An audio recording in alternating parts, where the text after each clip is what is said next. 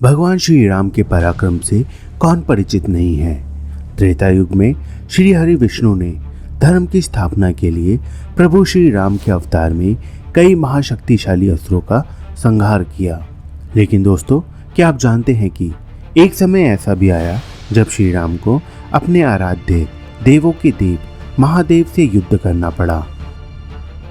आखिर क्या वजह थी इस युद्ध की? कौन हुआ इस युद्ध में विजयी? कैसे हुआ इस युद्ध का अंत? जानने के लिए इस वीडियो को एंड तक जरूर देखें। लंका विजय के बाद श्री राम ने अश्वमेघ यज्ञ का आयोजन किया। श्री राम के अनुज शत्रुघ्न के नेतृत्व में असंख्य वीरों की सेना सारे प्रदेश को विजित करती जा रही थी। यज्ञ का अश्व प्रदेश प्रदेश जा रहा था। इस क्रम में कई राजाओं के द्वारा यज्ञ का घोड़ा पकड़ा गया, लेकिन अयोध्या की सेना के आगे उन्हें झुकना पड़ा। सेना में महाबली हनुमान, सुग्रीव, भरतपुत्र पुष्कल सहित कई महारथी उपस्थित थे, जिन्हें जीतना देवताओं के लिए भी संभव नहीं था। कई जगह भ्रमण करने के बाद यज्ञ का घोड़ा देवपुर पहुंचा, जहां राजा वीरमणि का राज्य था। राजा वीरमणि अति धर्मनिष्ठ एवं महादेव के अनन्य भक्त थे। उनके दो पुत्र रुक्मांगद और शुमांगद वीरों में श्रेष्ठ थे। राजा वीरमणि के भाई वीर सिंह भी एक महारथी थे। राजा वीरमणि ने महादेव की तपस्या कर उन्हें प्रसन्न किया था और महादेव ने उनकी और उनके पूरे राज्य की रक्षा का वरदान दिया था। महादेव द्वारा रक्षित होने के कारण कोई भी उनके राज्य पर आक्रमण करने का साहस नहीं करता था। जब यज्ञ का अश्व उनके राज्य में पहुंचा तो राजा वीरमणि के पुत्र रुक्मांगद ने उसे बंदी बना लिया और अयोध्या के सैनिकों से कहा कि यज्ञ का घोड़ा उनके पास है, इसीलिए वह जाकर शत्रुघ्न से कहें कि विधिवत युद्ध कर वो अपना अश्व छुड़ा ले। इसके बाद राजा वीरमणि अपने भाई वीर सिंह और अपने दोनों पुत्रों रुक्मांगद और शुमांगद के साथ विशाल सेना लेकर युद्ध क्षेत्र में आ गए। इधर जब शत्रुघ्न को सूचना मिली कि उनके यज्ञ के घोड़े को बंदी बना लिया गया है, तो वह बहुत क्रोधित हुई और अपनी पूरी सेना के साथ युद्ध के लिए युद्ध क्षेत्र में आ गए। इस पर पवन पुत्र हनुमान ने कहा कि राजा वीरमणि के राज्य पर आक्रमण करना स्वयं परम पिता ब्रह्मा के लिए भी कठिन है, क्योंकि यह नगरी महाकाल द्वारा रक्षित है। अतः उचित यही होगा कि हम श्री राम को सूचित कर दें। हनुमान की बात सुनकर शत्रुघ्न बोले कि अगर हमारे रहते श्री राम को युद्ध भूमि में आना पड़ा तो यह हमारे लिए अत्यंत लज्जा की बात होगी। अब जो भी हो, हमें युद्ध तो करना ही पड़ेगा। यह कहकर वे अपनी सेना सहित युद्ध भूमि में पहुंच गए और भयानक युद्ध छिड़ गया। भरतपुत्र पुष्कल सीधे राजा वीरमणि से भिड़ गया। दोनों अतुलनीय वीर थे।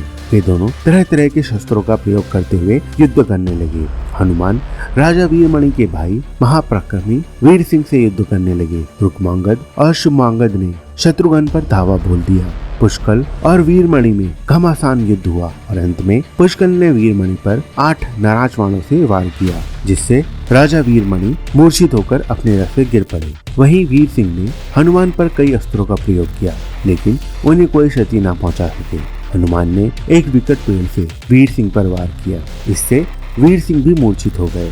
उधर शत्रुघ्न और राजा वीरमणि के पुत्रों में असाधारण युद्ध चल रहा था। अंत में कोई चारा न देखकर शत्रुघ्न ने दोनों भाइयों को नागपाश से बांध दिया। उधर जब राजा वीरमणि की मूर्छा दूर हुई तो उन्होंने देखा कि उनकी सेना हार के कगार पर है। यह देखकर उन्होंने भगवान महादेव का स्मरण किया। महादेव ने अपने भक्त को मुसीबत में जानकर वीरभद्र के नेतृत्व में नंदी, भृंगी सहित सारे गण प्रेतों को युद्ध क्षेत्र में भेज दिया। महाकाल के सारे अनुचर उनकी जय जयकार करते हुए अयोध्या की सेना पर टूट पड़े। शत्रुघ्न, हनुमान और सारे लोगों को लगा कि जैसे प्रलय आ गई हो। भरतपुत्र पुष्कल वीरभद्र से, हनुमान नंदी से और शत्रुघ्न भृंगी से जा भिड़े। पुष्कल ने अपने सारे दिव्यास्त्रों का प्रयोग वीरभद्र पर कर दिया, लेकिन वीरभद्र पर उनका कोई असर नहीं हुआ। अंततः पुष्कल ने वीरभद्र पर शक्ति से प्रहार किया, जो उनके सीधे मर्म स्थान पर जाकर लगा। इसके बाद वीरभद्र ने क्रोध से थर्राते हुए एक त्रिशूल से पुष्कल का मस्तक काट दिया। उधर भृंगी और गणों ने शत्रुघ्न पर भयानक आक्रमण कर दिया और अंत में भृंगी ने महादेव के दिए हुए पाश से शत्रुघ्न को बांध दिया। वहीं हनुमान अपनी पूरी शक्ति से नंदी से युद्ध कर रहे थे। काफी देर लड़ने के बाद भी कोई उपाय न देखकर नंदी ने शिवास्त्र का प्रयोग कर हनुमान को पराभूत कर दिया। अयोध्या की सेना की हार देखकर राजा वीरमणि के सैनिकों में उत्साह आ गया और वो बचे हुए सैनिकों पर टूट पड़े। यह देखकर हनुमान ने शत्रुघ्न से कहा कि अब इस संकट से बचाव का एक ही उपाय है कि हम श्री राम को याद करें।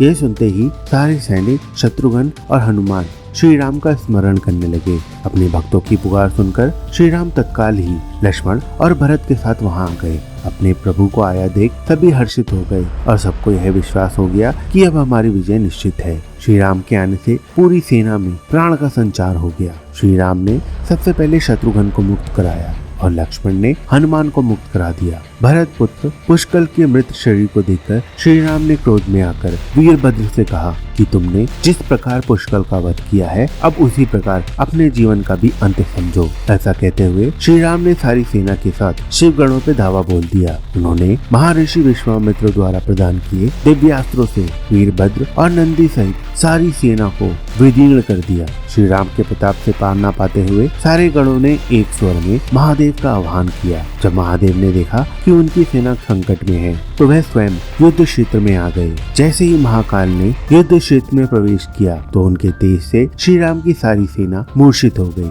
जब श्री राम ने देखा कि स्वयं महादेव रण क्षेत्र में आ गए हैं तो उन्होंने शस्त्र का त्याग कर भगवान रुद्र को दंडवत प्रणाम किया और उनकी स्तुति की। उन्होंने महाकाल की स्तुति करते हुए कहा कि हे सारे ब्रह्मांड के स्वामी, आपके प्रताप से ही मैंने महापराक्रमी रावण का वध किया। आप स्वयं ज्योतिर्लिंग में रामेश्वरम में पधारे।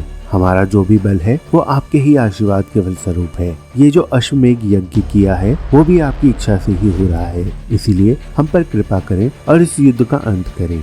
यह सुनकर भगवान रुद्र बोले कि हे राम, आप स्वयं विष्णु के अवतार हैं और आपसे युद्ध करने की मेरी कोई इच्छा नहीं है। फिर भी क्योंकि मैंने अपने भक्त वीरमणि को उसकी रक्षा का वरदान दिया है इसलिए मैं इस युद्ध से पीछे नहीं हट सकता।